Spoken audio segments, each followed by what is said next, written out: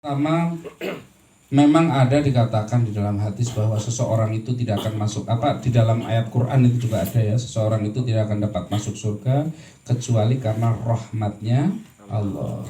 Jadi seseorang itu masuk surga itu bukan semata-mata itu karena amalnya, karena sholatnya, puasanya, karena hajinya dan lain sebagainya. Tapi apa berarti nggak perlu beramal soleh ya? Maksudnya begini, maksudnya kita di dalam berbuat suatu kebaikan, kita udah tahu manja abil hasanati falahu asyru amsalihha. Siapa yang berbuat suatu kebaikan dibalas 10. Kalau kejahatan, kejelekan, dosa, sayiat dibalas 1. Coba kalau rahmatnya Allah dihapus, kebaikan 1 diberikan oleh Allah pahala 1, kejelekan 1 dibalas 1, tanpa rahmatnya Allah, yakin nggak kita itu akan kebaikannya lebih banyak daripada kejelekannya? Uang dilipatkan 10 saja kita ternyata dosanya lebih banyak. 1, itu ya. Rahmat Allah ini dengan diberikan lipat ganda dari amalan yang kita lakukan, ini sudah rahmatnya Allah yang pertama. Maka kalau enggak ada rahmat ini, dilipatkan 700, dilipatkan 100, dilipatkan Ramadan, dilipatkan 1000, yang amalan sunnah dianggap wajib pahalanya, ya kan? Rahmatnya Allah ini rahmatnya Allah 1. Yang kedua, lah tapi kan saya sedekah karena kemampuan saya sendiri. Lu kamu itu bekerja itu butuh yang namanya kesehatan misalkan. Itu yang ngasih kesehatan itu kesehatan itu rahmat apa bukan? Rahmat itu apa sih? Rahmat itu pemberian Allah yang baik, itu rahmat. Allah ngasih kesehatan, coba kalau dicabut kesehatannya bisa kerja enggak?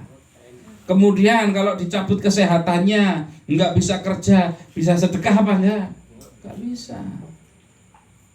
Ini dicabut itu yang namanya nikmat mata, dicabut namanya nikmat pendengaran, dicabut yang namanya nikmat berjalan, dicabut semua yang rahmat dari Allah itu, masih bisa beramal soleh. Ini loh maksudnya. Jadi seseorang itu bisa beramal soleh karena dia mendapatkan rahmat. Jadi sejatinya seseorang itu masuk surga karena rahmat. Maksudnya begitu. Bukan berarti wah kalau orang masuk surga karena rahmat ya berarti saya nggak usah ngapa-ngapain. Bentuk rahmat Allah itu ya terserah Allah itu. Ada orang hidupnya maksiat terus. Di akhir hayatnya mau meninggal kok dikasih rahmat sama Allah, dia itu kok baca syahadat asyhadu an la ilaha illallah. Atau baca kalimat thayyibah itu ya, kalimat yang baik itu misalkan la ilaha illallah misalkan begitu. Di akhir hayatnya bisa begitu.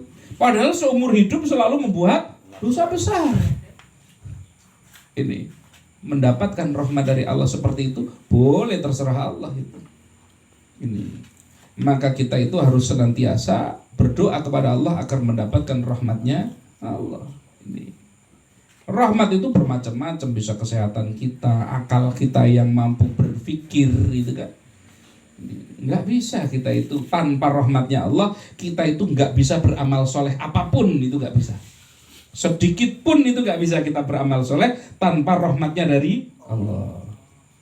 Jadi sebenarnya yang menyebabkan seseorang itu mendapatkan masuk surga ya karena rahmat. Coba Allah kasih kemudahan, orang yang senantiasa membaca sholawat maka nanti dia bisa mendapatkan syafaat. Lu syafaat ini lu rahmatnya Allah, sehingga menjadikan kita itu bisa selamat gitu. Ini. Kemudian ketika seseorang itu berbuat dosanya banyak banget, maka ketika kita dimasukkan ke dalam neraka, setiap hari dicek sama malaikat, jangan-jangan sudah selesai dosanya, jangan-jangan masih ada imannya walaupun cuma sebutir debu. Allah masih nyari, Pak. Orang yang sudah di dalam neraka, Allah masih perintahkan malaikat suruh nyari, jangan-jangan di hati orang itu masih ada iman walaupun sebutir debu. Ini karena rahmatnya Allah. Di dalam hadis Allah itu berjanji, siapa yang pernah menetes air mata, walaupun hanya satu tetes air mata sekali di dalam hidupnya karena dia takut kepada Allah, maka diharamkan masuk neraka. Nah ini karena rahmatnya Allah ini. Seumur hidup sekali, Pak. Pernah apa belum? Sekali saja. Kita pernah nangis karena takut sama Allah itu. Minimal sekali. Ini ya. Ini rahmatnya Allah apa bukan? Ringan, begitu banyak amalan itu yang begitu ringannya, tapi Allah ngasihnya pahala besar banget itu. Ini semua karena rahmatnya Allah. Coba kalau semua dibalas sebanding semua, ya nggak dapat kita. Uang dikejar 1:10 saja, kalau kebaikan 10, kalau kejelekan 1, itu saja kita nggak kekejar kok. Apalagi seandainya Allah nggak lipat gandakan itu semua itu. Habis kita itu ya, paham ya? Nah, kemudian terkait dengan yang namanya riba. Riba itu tambahan ya, baik berupa materi ataupun manfaat, gitu ya. Tambahan baik berupa materi ataupun manfaat. Manfaat contohnya apa?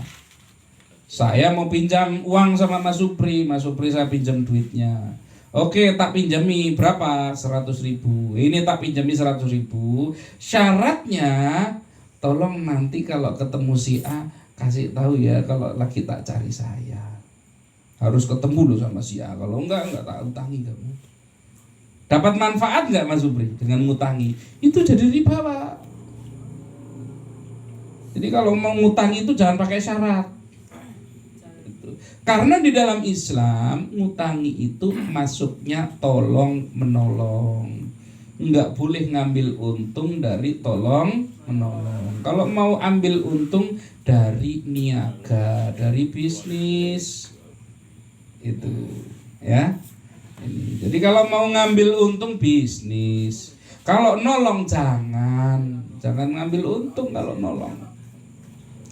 Lah ketika terkait dengan wala yang namanya bank itu banyak. Ini saya agak melebar sedikit ya supaya mungkin teman-teman lebih memahami lagi. Riba itu transaksinya bukan lembaganya. Bank hukumnya apa? Sama aja kalau saya ditanya, ini kayu hukumnya apa? Hukum itu terkait dengan perbuatan gitu. Paham ya? Ini jadi bukan banknya yang riba transaksinya.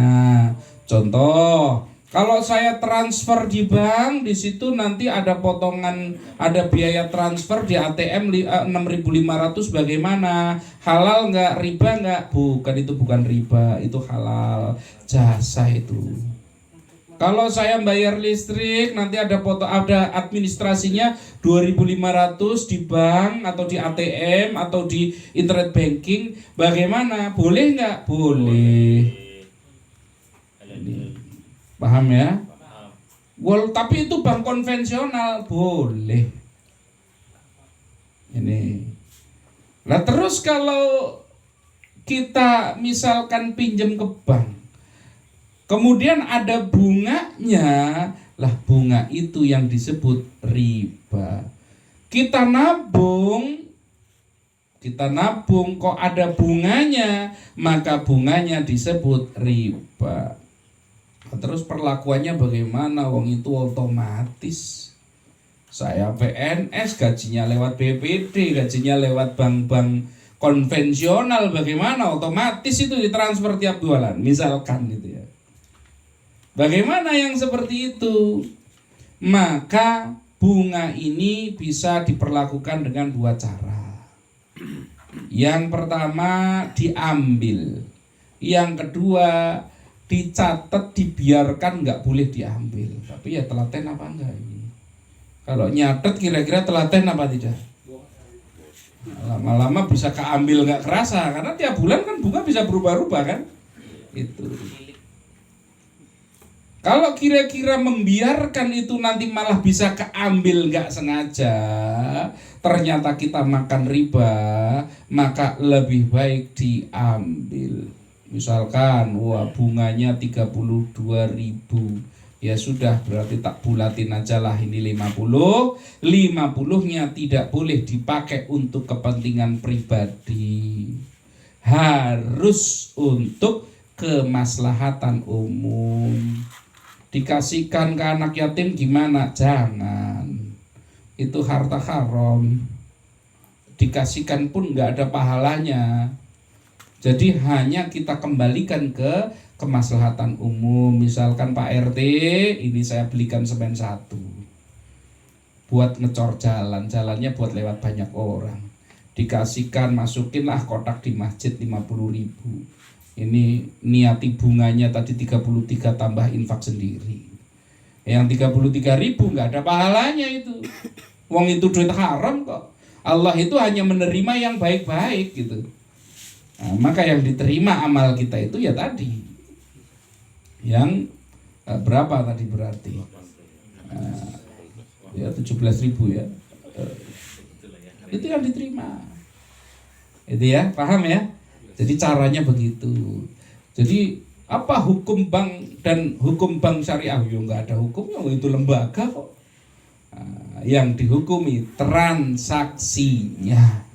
Jelas ya? Nah, ini supaya nggak sembarangan kita ngasih hukum gitu loh. Itu nggak sembarangan. Ada transaksi di bank konvensional yang boleh, ada yang nggak boleh. Kalau kita gambarkan itu seperti ini apa namanya, swalayan.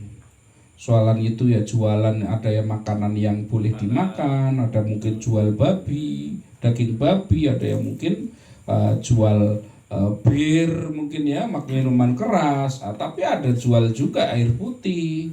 Tergantung kita belinya yang mana itu ya, tergantung belinya. Kalau kita belinya yang haram ya tentu kita terkena keharaman tersebut, gitu ya. Nah, ada lagi pertanyaan? Ini lama gak kelihatan ini, mau tanya apa ini? Iya silakan. Assalamualaikum warahmatullahi wabarakatuh. Waalaikumsalam warahmatullahi Yang wabarakatuh. saya tanyakan begini, Ustaz.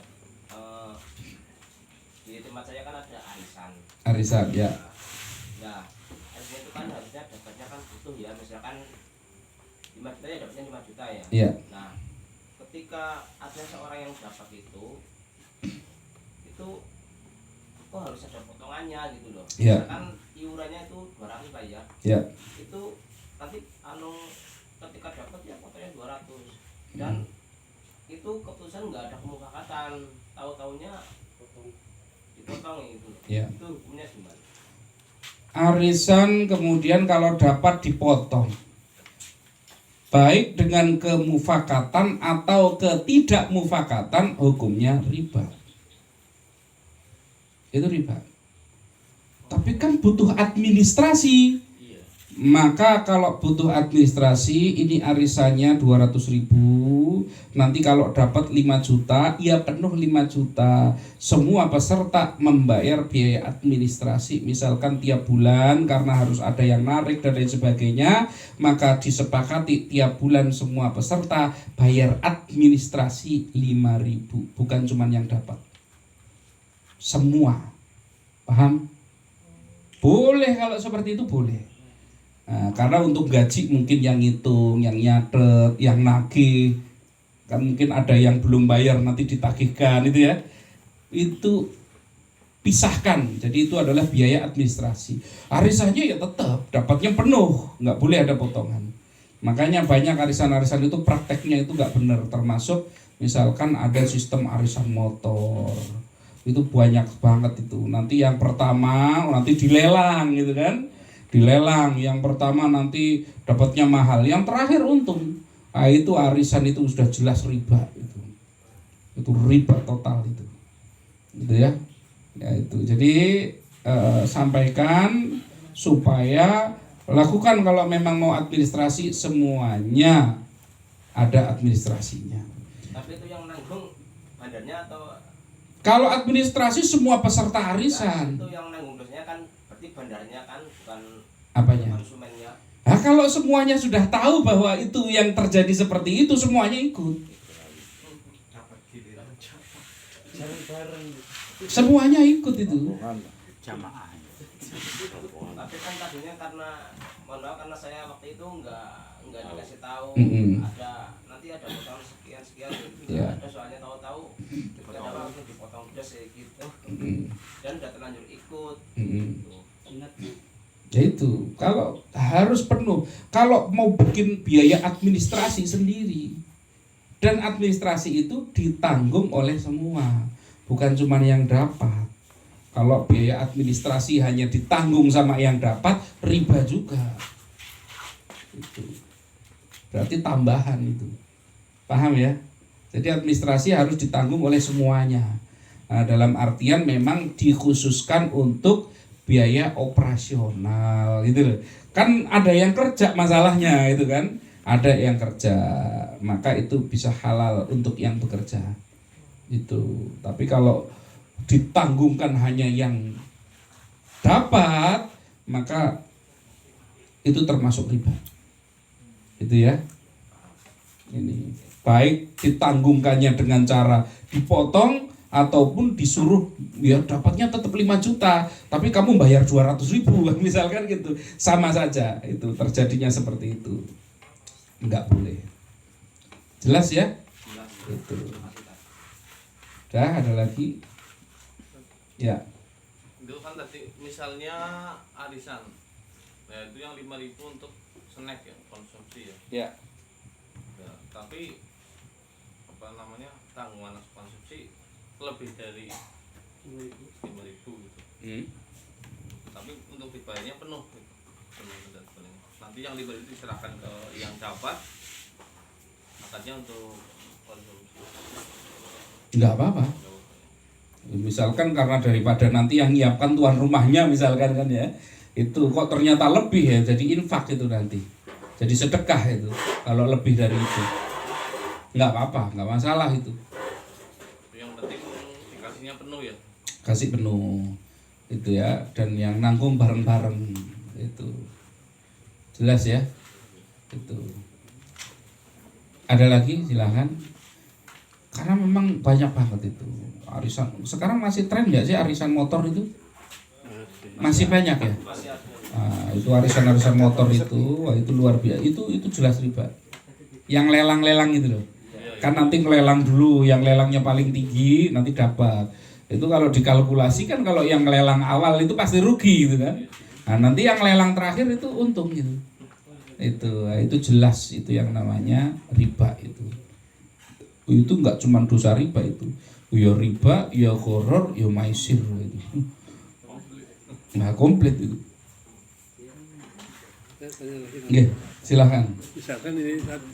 Misalkan kita ngambil motor yang misalkan 3 tahun harganya banyak 25 juta lah. Ya. Tapi kalau cash paling sekitar 18, 19 itu kan berarti untungnya banyak banget. Ya. Nah itu termasuk riba apa enggak nih? Ya. Kalau jual cash 20 juta misalkan ini biar gampang ini. Kalau jual kredit 25. Disepakati 25 gitu ya. Misalkan. Nah, maka ini apa namanya? Yang seperti ini termasuk 2 transaksi atau tidak? 2 harga apa tidak itu ya. Karena secara umum masyarakat kita memahami ini 2 harga. Ya kan? Menurut jumhur ulama yang begini ini bukan 2 harga. Karena harga itu adalah kesepakatan. Ini baru penawaran. Jadi ketika disepakati misalkan saya mau cash saja 20, ya udah jadi harganya kan 1. Atau enggaklah saya mau kredit saja 25. Jadi sah itu apa namanya transaksi itu. Harganya tetap 1 kan? Tetap 1. Maka yang seperti ini sebenarnya penawarannya boleh nggak? Boleh. Kalau yang begini ini boleh, jual beli seperti ini boleh. Terkait dengan keuntungan, keuntungannya banyak. Tidak ada ketentuan di dalam Islam itu yang namanya keuntungan itu nggak boleh lebih dari sekian persen. Misalkan ada yang nggak boleh lebih dari 10% dari ini, itu tidak ada. Yang terpenting adalah adanya saling ridho rela, gitu ya. Itu. Ini ya, sekarang susah gimana kalau misalkan saya itu tukang gambar rumah, modalnya kertasnya harganya 10.000 sama pulpennya 10.000, 20.000, terus apa ya, saya ambil untungnya 10%, berarti saya jual 22.000. Boleh nggak saya jual ini desain ini 10 juta, boleh nggak? Boleh. Atau saya beli kertas, saya beli cat air, kemudian saya coret-coret jadi lukisan, saya jual 10 juta, boleh nggak? Padahal modalnya 10.000. Boleh. Makanya itu tidak ada ketentuan di dalam Islam itu adalah prosentase ngambil untung berapa. Ya tinggal kalau nggak mau ya nggak usah beli, gitu saja. Artinya ada kesepakatan itu di situ, rela sama relanya, itu ya. Tapi menurut Imam Nasai, yang saya tahu hanya beliau saja yang berpendapat ini 2 harga. Tapi secara jumhur, secara umum menyatakan ini bukan 2 harga, karena harga adalah kesepakatan antara penjual dengan pembeli. Kan baru ditawari, belum membeli gitu loh. Paham nggak maksudnya? Nah, cara berpikirnya begitu. Tapi menurut Imam Nasai ini 2 harga. Kalau menurut yang lain semuanya ini tidak atau bukan 2 harga. Nah, mau ambil yang mana ya silahkan gitu. Nah, itu seperti itu. Jadi secara umum misalkan Imam Syafi'i, Imam Hambali, Maliki, Hanafi itu ini bukan 2 harga. Gitu ya. Itu. Terus apa lagi? Jadi terkait yang terkait sedikit ya, terkait yang terjadi dimaksud 2 harga itu di zaman dulu itu begini, riba zaman dulu itu begini. Bayar harganya berapa motornya? 20 juta. Cash ya, oke. Apa 20 juta bukan cash, 20 juta. Dikredit selama 6 bulan. Oke, sepakat. Tapi kalau nanti kamu telat harganya jadi 25.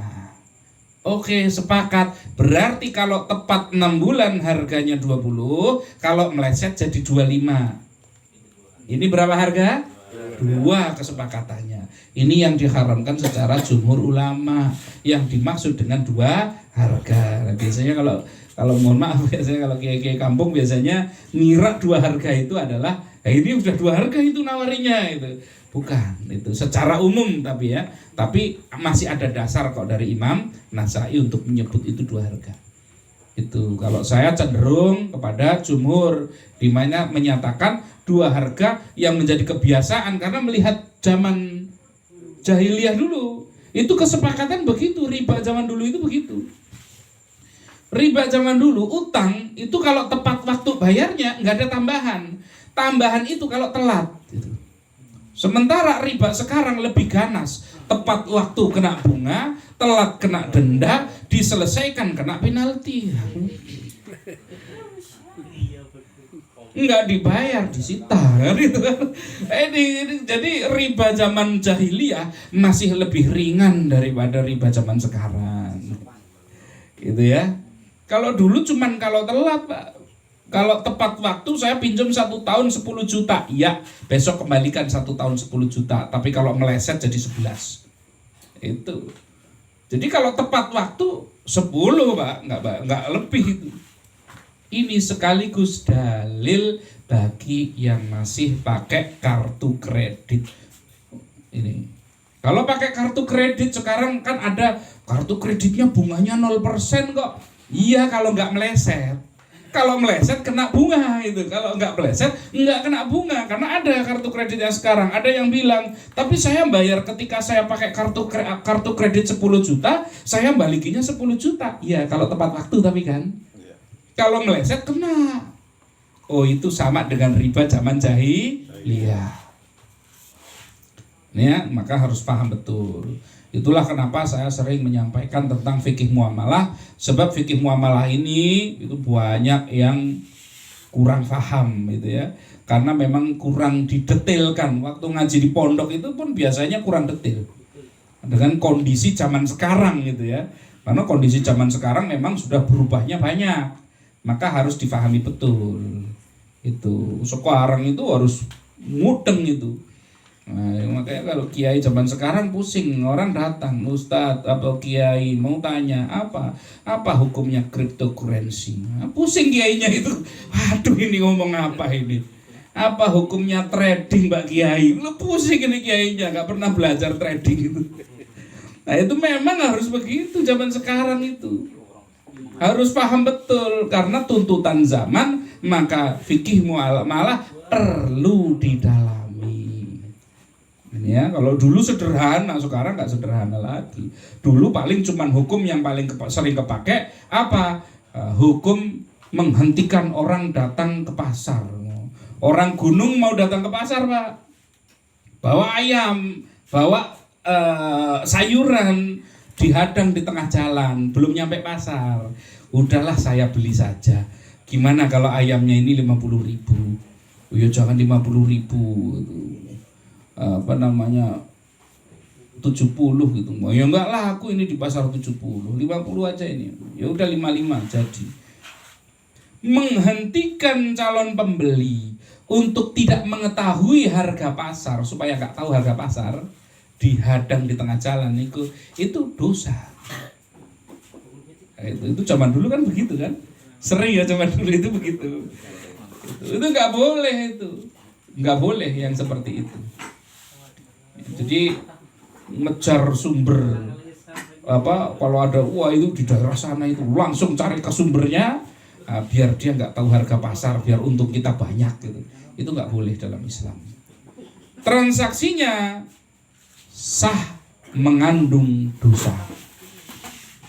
Sah mengandung dosa. Jadi tidak setiap yang sah itu dapat pahala, enggak. Ini transaksinya secara fikih sah tapi mengandung dosa. Karena sah itu kenapa? Ya karena mau sama mau sah itu. Yang ditransaksikan bukan barang yang najis. Itu bukan curian dan lain sebagainya, sah transaksinya. Tapi karena menghadangnya jadi berdosa. Jadi tidak setiap yang sah itu berpahala. Saya sholat duha, kira-kira rukun, syarat dan rukun semua clear, bener semua. Kira-kira Pak, sah apa tidak? Sah apa tidak? Sah. Berpahala apa tidak? Belum tentu. Ternyata saya sholat duha gara-gara Mas Supri datang ke rumah saya biar kelihatan alim. Mohon maaf, saya sholat duha dulu itu 20 rakaat tunggu setengah jam. Enggak cuman terima 12 rakaat langsung 20. Sebentar ya, saya punya kebiasaan sholat duhanya 4 rakaat, tunggu dulu ya. Niatnya pamer saya.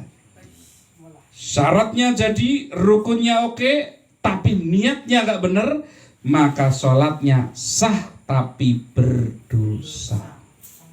Hati-hati. Maka kita di dalam beribadah pastikan sah dan berpahala, diterima oleh Allah Subhanahu wa taala.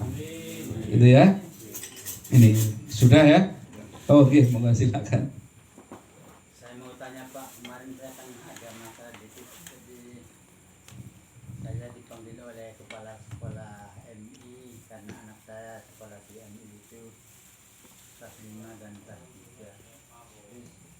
Saya dipanggil sama kepala sekolah, katanya jika anak saya itu bilang, Pak, kamu sekolahan. Itu saya sama itu.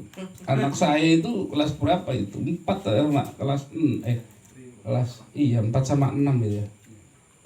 Kelas saya lupa itu kelas berapa itu. Anak saya itu sama itu. Dan saya punya sekolah, Pak. Saya punya sekolah. Itu saya punya sekolah, semua sekolah diwajibkan mengadakan program vaksin. Maka saya menyampaikan kepada pihak-pihak terkait bahwa terkait dengan vaksin, saya sebagai penanggung jawab di sekolah menyatakan mempersilahkan petugas vaksin untuk minta izin kepada orang tuanya, dan penanggung jawabnya adalah orang tua. Kami selaku sekolah tidak bertanggung jawab apapun. Jadi saya menyatakan begitu. Jadi silahkan, yang mau vaksin silahkan, yang tidak mau silahkan. Saya nggak paksa-paksa, enggak. Itu satu. Itu sikap saya sebagai sekolah untuk menghormati yang mau vaksin dan yang tidak mau. Karena menurut saya itu hak asasi itu. Kemudian yang kedua, terkait anak saya pulang, Mbak. Tahu-tahu disuruh vaksin katanya itu. Suruh balik ke rumah, disuruh ambil kakak, disuruh vaksin. Saya ditanya, suruh apa? Suruh vaksin, ini ambil kakak. Saya bilang nggak usah berangkat lagi. Kamu nggak, besok kalau ditanya guru, saya sebagai orang tua menyatakan saya tidak mengizinkan anak saya vaksin. Saya nggak pakai alasan. Saya tidak mengizinkan. Lalu kata gurunya nggak boleh sekolah. Anak saya bilang begitu. Ya saya cuman bilang ya sudah, kalau besok nggak boleh sekolah, kamu nggak perlu sekolah. Saya nggak ambil pusing lah. Nggak apa-apa kok. Insya Allah masih hidup, insya Allah. Malah nanti kalau nggak boleh sekolah mau tak suruh full itu hafalan Quran gitu, nggak ada gangguan itu. Saya ambil hikmahnya aja, nggak ambil pusing saya. Gitu. Karena kenapa? Ini sedikit yang saya sampaikan, walaupun saya pemilik sekolah itu. Sebenarnya saya itu nggak terlalu setuju dengan sekolah itu. Karena sekolah itu peninggalan kapitalisme itu ya, dimana kita itu ditanamkan di bawah sadar kita, kalau nggak sekolah itu seolah-olah hidupnya nanti terancam masa depannya. Tapi nggak ada orang tua yang merasa ketika anaknya nggak mondok, anaknya nggak ngaji, anaknya nggak TPQ, itu orang tua cemas nanti masa depannya bagaimana. Betul apa tidak? Betul. Itu loh. Jadi kenapa kok bisa seperti itu? Ini problem kita itu. Harusnya kita itu lebih khawatir ketika anak kita mungkin nggak mondok atau anak kita itu nggak ngaji. Itu yang kita khawatirkan itu. Kalau cuman sekolah itu gampang. Kalau nanti nggak boleh, itu masih banyak juga sekolah yang nggak pakai begitu tuh, banyak Pak. Masih banyak alternatifnya kok itu. Kayak nyatanya kayak kami juga banyak. Yang seperti kami itu sikapnya banyak. Itu ya. Jadi ya gimana orang tua disuruh bikin surat pernyataan, atau ketika di desa itu disuruh bikin surat pernyataan, giliran petugas medisnya disuruh bikin surat pernyataan, kalau ada apa-apa suruh tanggung jawab, nggak mau gitu. Ya kan harusnya sama-sama tanggung jawab gitu kan gitu. Itu tapi ya situlah, itu kebijakan pemerintah, ya terserah, silahkan. Itu ya, kita nggak kalau prinsip saya adalah yang mau vaksin silahkan, yang tidak mau silahkan. Saya tidak menghalangi dan saya nggak nyuruh, gitu aja. Kan netral, enak itu seperti itu. Itu ya. Itu. Jadi kalau saya nggak pakai alasan, itu kan hak prerogatif orang tua, itu nggak pakai alasan itu. Maunya saya begitu. Itu ya. Jadi kita nggak perlu berpolemik dengan misalkan kita terbawa-bawa misalkan isu-isu yang nggak jelas, misalkan wah ini kan permainan dari elit-elit ini, nggak perlu lah itu. Mending kita itu cukup bersikap seperti itu saja. Yang mau silahkan, yang enggak ya nggak apa-apa. Saya tidak melarang dan saya tidak menyuruh. Gitu aja kan, selesai, enak gitu ya. Itu. Jadi kita nggak musuhan dengan siapapun. Itu saya teman saya yang nggak mau vaksin banyak. Tapi teman saya yang di medis banyak gitu. Jadi tapi dengan dua-duanya kita santai-santai saja. Di sini ada petugas medis. Itu santai aja kita, nggak ada problem. Kenapa? Karena kita punya sikap seperti itu. Punya sikap yang mau silahkan, yang nggak silahkan. Saya tidak melarang dan tidak menyuruh. Sehingga netral, kita bisa komunikasi dengan siapapun gitu loh. Jadi saya nggak langsung Wah, hati-hati ini konspirasi barat ini. Malah kena hukum nanti masalah itu ya. Itu jelas nggih. Nah, insya Allah seperti itu. Jadi semoga diskusi kita, sharing kita malam hari ini ada manfaatnya untuk kita semua. Khususnya adalah supaya kita menjadi golongan umat, menjadi golongan makhluk yang dicintai oleh Allah Subhanahu wa taala dan mencintai Allah Subhanahu wa taala. Wabillahi taufiq wal hidayah. Assalamualaikum warahmatullahi wabarakatuh. Saya kembalikan ke Mas Supri.